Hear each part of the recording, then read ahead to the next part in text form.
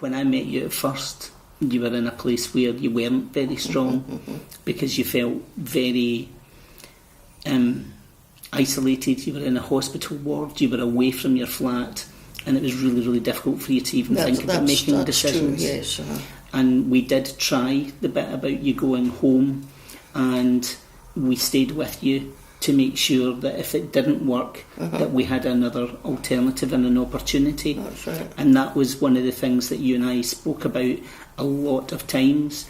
And one of the things that we always work at is that it's trying to help people to be as independent as they possibly can be. That's right. And what I found quite funny, what I have found, you're mentioning being independent, I try to be as independent, and the only thing I can't do is walk. That's right. And put my trousers on.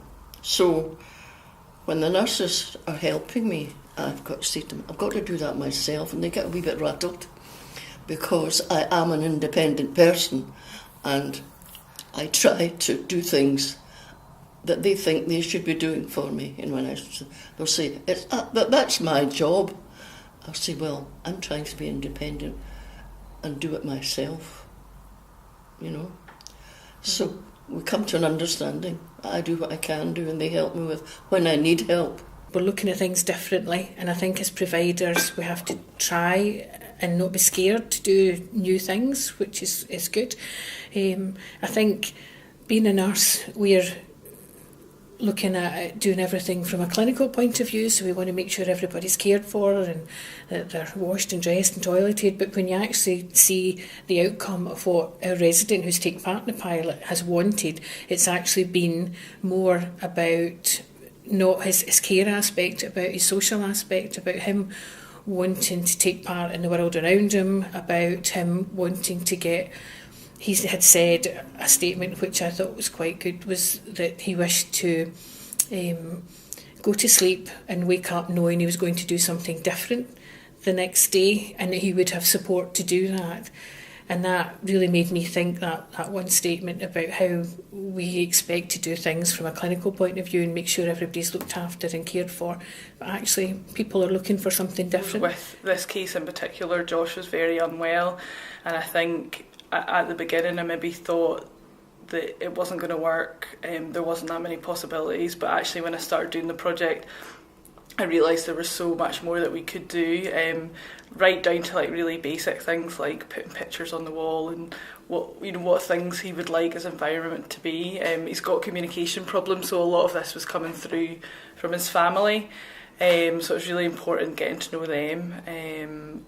And then we moved on to kind of bigger things, and helping him get out of the care home and go home for the weekend and things like that. We wanted to take up Josh's environment because he's not really able to go out as much, and I think that rather than focusing too much on having to try and get him out, we tried to bring life in rather, through technology, I guess. So we've got an iPad for Josh. We've got him set up on FaceTime. He can Skype. He can, with help. He can't do it himself, but he can now be in touch with people all over the place. We've got Wi-Fi in his room.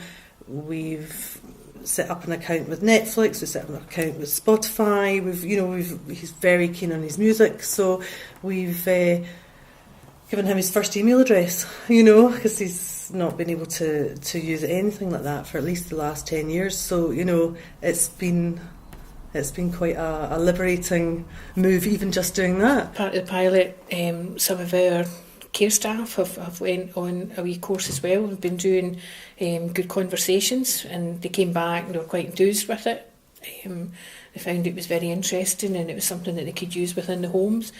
They were very keen to know more about outcome-focused care planning and how they could do things within the home to achieve that. So kind of looking more at residents in a different way and seeing not what they can't do, but what they can do, and how we can help them do the things they still want to do. So that's been a very positive experience. Probably hard for my mum because of the dementia. Her memory span is very short, and the way the illness has affected her, she's not as able to say what she wants. When you give her a choice, and initial response will always be, well, I don't know. So I think that's why those planning days were really good, because you did get a lot of ideas down to work for. For my mum, I would probably say things need to be broken down into very small bits.